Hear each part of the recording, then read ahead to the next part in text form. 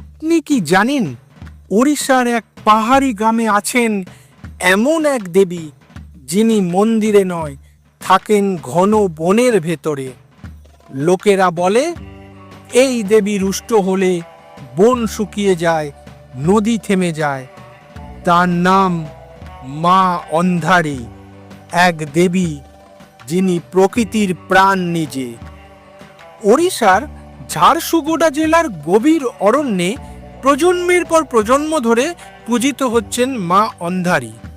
তাকে কেউ পাথরের মূর্তিতে দেখেনি, তবুও সবাই বিশ্বাস করেন বনই তার রূপ। একসময় গ্রামবাসী যখন গাছ কাটা শুরু করেছিল, তখনই গ্রামের ওপরে নেমে আসে ভয়াবহ খরা। ফসল শুকিয়ে যায়, নদী মরে যায়, আর রাতের অন্ধকারে শোনা যেত এক নারীর কান্না। তখন বয়স্ক এক সাধক বলেন, এ কান্না বনমায়ের, মা অন্ধারীর, তিনি রুষ্ট হয়েছেন।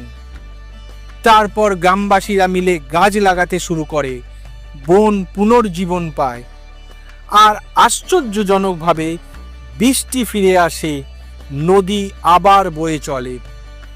তখন থেকেই ওড়িশার এই অঞ্চলে আজও মানুষ বলে, যতদিন বন বাঁচে ততদিন মা অন্ধারী আমাদের সঙ্গে আছেন।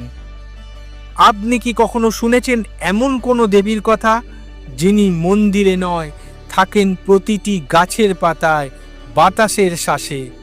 তাহলে কমেন্টে জানান, আপনি কি বিশ্বাস করেন মা অন্ধারী আজও বনে রয়েছেন? আপনার মতামত অবশ্যই কমেন্টে লিখুন, এবং গল্পটা ভালো লাগলে একটা লাইক করে দিন, বন্ধুদের সঙ্গে শেয়ার করবেন, এবং মিথিক বাংলা চ্যানেলকে সাবস্ক্রাইব করতে ভুলবেন না। মিথিক বাংলা, যেখানে পুরাণ জীবন্ত হয়।